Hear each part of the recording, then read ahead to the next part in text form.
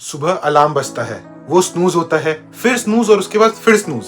Finally उठते हो feeling very exhausted. Office जाते हो 11 बजे तक कॉफी की जरूरत पड़ती है। लंच के बाद वापस एनर्जी क्रैश। 4 बजे आइस बंद होने लगती है। घर आते हो तो जिम जाने का तो कोई सवाल ही नहीं रहता और सिर्फ सोफा और स्क्रीन। और सबसे बुरा 9 से 10 बजे तक सोना चाहते हो पर नींद नहीं आती और 12 से 1 बजे सोते हो और उसके बाद वही साइकिल रिपीट। फिर सोचते हो मेरी बॉडी में क्या खराब है, एनर्जी ही नहीं है या कुछ विटामिन सी कमी होगी। इसके बाद डॉक्टर के पास जाते हो, टेस्ट नॉर्मल आते हैं। डॉक्टर बोलता है सब ठीक है, स्ट्रेस कम करो और एक्सरसाइज करो। ये एकदम जेनरिक एडवाइस और सेम प्रॉब्लम। आज मैं आपको बताऊंगा रियल रीजन क्यों इंडियन मेन और वुमेन कॉन्स्टेंटली टायर्ड फील करते हैं। और ये वो रीजंस नहीं है जो डॉक्टर्स टिपिकली चेक करते हैं। ये वो साइलेंट एनर्जी थीव्स हैं जो डेली लाइफ में हिडन रहते हैं पर कंसिस्टेंटली आपकी एनर्जी ड्रेन करते रहते हैं। और सबसे इंपॉर्टेंट प्रैक्टिकल सॉल्यूशन जो इमीडिएटली इंप्लीमेंट कर सकते हो बिना कोई एक्सपेंसिव टेस्ट या सप्लीमेंट्स को इंक्लूड करे हुए। मैं हूं वेदांत। फिट विद पांडे पे हम रूट कॉजेस एड्रेस करते हैं, कोई भी सिम्टम्स नहीं। तो सब्सक्राइब करो क्योंकि आज का वीडियो लिटरली गेम चेंजिंग साबित हो सकता है आपके लिए। तो चलो एनर्जी क्राइसिस इस वीडियो में सॉल्व करते हैं।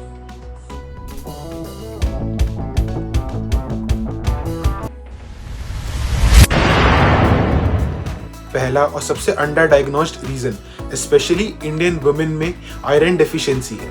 अराउंड 50 to 60% वुमेन और 20 to 30% मेन अफेक्टेड हैं। प्रॉब्लम ये है कि रूटीन टेस्ट में ये इजीली डिटेक्ट नहीं होता क्योंकि डॉक्टर्स हीमोग्लोबिन चेक करते हैं, फेरेटिन नहीं, जो एक्चुअली आयरन स्टोर्स बताता है। आप एनेमिक ना भी हो फिर भी आयरन लो हो सकता है जो कांस्टेंट फटीग देता है। आयरन एनर्जी के लिए क्रिटिकल है क्योंकि ये हीमोग्लोबिन का पार्ट है जो ऑक्सीजन कैरी करता है। जब आयरन लो होता है ऑक्सीजन डिलीवरी टिश्यूज तक प्रॉपर नहीं होती। इसका रिजल्ट मसल्स और ब्रेन को ऑक्सीजन कम मिलता है और आपको टायर्डनेस, ब्रेन फॉग और वीकनेस फील होती है। आयरन एटीपी प्रोडक्शन में भी रोल प्ले करता है जो बॉडी की एनर्जी करेंसी भी कहा जाता है।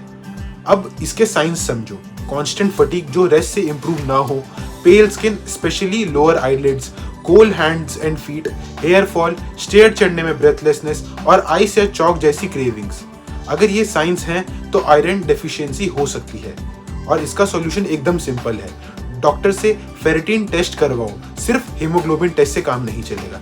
फेरेटिन 30 mg/ml से बिलो है तो लो माना जाता है एनर्जी के लिए। अगर लो है तो डॉक्टर की गाइडेंस में आयरन सप्लीमेंट्स लो।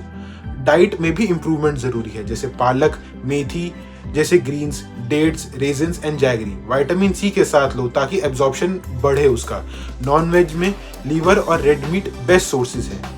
और सबसे इंपॉर्टेंट, टी और कॉफी मील्स के साथ अवॉइड करो क्योंकि ये आयरन एब्जॉर्प्शन ब्लॉक कर देता है। 1-2 घंटे का गैप रखो ये सब कंज्यूम करने के लिए। ये चेंजेस फटीग को सिग्निफिकेंटली इंप्रूव कर सकते हैं और आपकी आयरन की डेफिशिएंसी भी अब वापस नॉर्मल पे आ सकती है। दूसरा मेजर रीजन जो इंडिया में एपिडेमिक लेवल पे है, विटामिन डी की डेफिशिएंसी। आयरॉनिकली इतनी सनलाइट होने के बाद भी 70 से 80% अर्बन इंडियंस डेफिशिएंट है। इसका रीजन इंडोर लाइफस्टाइल, पॉल्यूशन जो यूवी रेज ब्लॉक करते हैं, सनस्क्रीन का एक्सेसिव यूज और covered clothing. Vitamin D technically एक हार्मोन है जो बॉडी के multiple functions including energy production को भी रेगुलेट करता है। इसकी डेफिशिएंसी के सिम्टम्स सटल होते हैं पर इम्पैक्टफुल है, जैसे कांस्टेंट फटीग जिसका क्लियर रीजन नहीं मिलता, मसल वीकनेस और एक्स स्पेशली थाई और अपर आर्म्स में, लो मूड, मोटिवेशन की कमी, फ्रीक्वेंट इन्फेक्शंस, क्रॉनिक बैक या बोन पेन और poor sleep despite enough hours. ये सब इंडिकेट करते हैं कि विटामिन डी एनर्जी इश्यूज में रोल प्ले कर रहा है। अब इसके पीछे की साइंस समझते हैं। विटामिन डी माइटोकॉन्ड्रिया को सपोर्ट करता है जो सेल्स में एनर्जी प्रोड्यूस करते हैं। लो लेवल्स का मतलब इनएफिशिएंट एनर्जी प्रोडक्शन। साथ ही ये मूड डिसऑर्डर और डिप्रेशन से भी लिंक्ड है जो इनडायरेक्टली फटीग बढ़ाता है। कैल्शियम एब्जॉर्प्शन भी विटामिन डी पे ही डिपेंड करता है जो मसल फंक्शन के लिए बहुत ही ज्यादा इंपॉर्टेंट है। तो चलो अब इसका सॉल्यूशंस डिस्कस करते हैं। 25 hydroxy vitamin D blood test करवाओ। 30 mg/ml से बिलो डेफिशिएंसी है और ऑप्टिमल एनर्जी के लिए 40 to 60 टारगेट होना चाहिए। अगर लो है तो सप्लीमेंट स्टार्ट करो। Usually 1000 to 2000 IU daily maintenance होता है, पर अगर सेवियर डिफिशियंसी है तो डॉक्टर हायर डोज का भी रिकमेंडेशन दे सकता है। सनलाइट एक्सपोजर भी इंपॉर्टेंट है। रोज 10 से 15 मिनट 10 AM से 3 PM के बीच आर्म्स और लेग एक्सपोज्ड बिना सनस्क्रीन के। ये फ्री है और इफेक्टिव भी है। फूड सोर्सेज इस केस में लिमिटेड है, like fatty fish, egg yolks या फिर फोर्टिफाइड मिल्क, इसलिए सप्लीमेंटेशन ऑफन नेसेसरी होता है। 2 से 3 महीने बाद लेवल्स रीचेक करो ताकि प्रोग्रेस ट्रैक करने में आपके लिए इजी हो। तीसरा क्रिटिकल फैक्टर जो लोग इग्नोर कर देते हैं, क्रॉनिक स्लीप डेप्थ। आप सोचते हो 6 से 7 घंटे काफ़ी है, पर रियलिटी ये है कि मोस्ट अडल्ट को 7 से 9 घंटे की क्वालिटी स्लीप चाहिए। अगर आप कंसिस्टेंटली 6 घंटे या उससे कम सो रहे हो तो आप स्लीप डेप्थ एक्यूमुलेट कर रहे हो, जो टाइम के साथ कंपाउंड होता रहता है। वीकेंड पे एक्स्ट्रा सोने से ये फुली रिवर्स नहीं करता। इसका result constant fatigue, poor focus, irritability और weak immunity. Sleep deprivation energy को डायरेक्टली इफेक्ट करता है। ग्रोथ हार्मोन जो रिकवरी और एनर्जी रेगुलेशन के लिए जरूरी है, डीप स्लीप में ये रिलीज होते हैं। कम स्लीप का मतलब है पुअर रिकवरी। कॉर्टिसोल भी डायरेगुलेटेड हो जाता है। सुबह लो जब हाई होना चाहिए और रात को हाई जब लो होना चाहिए। इससे एनर्जी पैटर्न बहुत ज़्यादा डिस्टर्ब हो जाता है। इंसुलिन सेंसिटिविटी डिक्रीज हो जाती है। ब्लड शुगर स्विंग्स और क्रैशेस आते हैं। ग्रेलिन बढ़ता है और लेप्टिन घटता है, जिससे क्रेविंग्स इंक्रीज होती है, स्पेशली जंक फूड की, और एनर्जी और ज़्यादा गिर जाती है। इंडियन लाइफस्टाइल में स्लीप सैबोटेज बहुत ज़्यादा कॉमन है। Late heavy dinners, bed time screen scrolling जिससे ब्लू लाइट मेलेटोनिन सप्रेस करता है। इनकंसिस्टेंट स्लीप टाइमिंग्स जैसे वीकडेज और वीकेंड्स में, रूम में लाइट, नॉइज और हाई टेम्परेचर, और इन सबसे ऊपर शाम की चाय। कैफीन की हाफ लाइफ 5 से 6 घंटे होती है, जो रात तक इफेक्ट करती है। इसका सॉल्यूशन सिंपल है, fix sleep schedule even on weekends. सोने से 1 घंटा पहले नो स्क्रीन्स, बेडरूम डार्क और कूल, डिनर लाइट और 2 से 3 घंटे पहले सोने से। 2 PM के बाद कैफीन बंद, अल्कोहल अवॉइड करो बिफोर बेड, और एक simple wind down routine, reading, stretching या ब्रीथिंग। स्लीप लग्जरी नहीं है, ये आपके लिए एक बायोलॉजिकल नेसेसिटी है।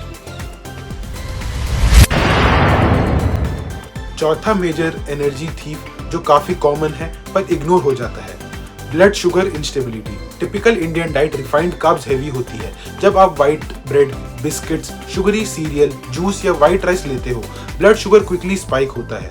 थोड़ी देर एनर्जी हाई फील होती है, लेकिन उसके बाद सडन क्रैश। इसी वजह से mid morning cravings, post lunch sleepiness और शाम की चाय बिस्किट की नींद फील होती है।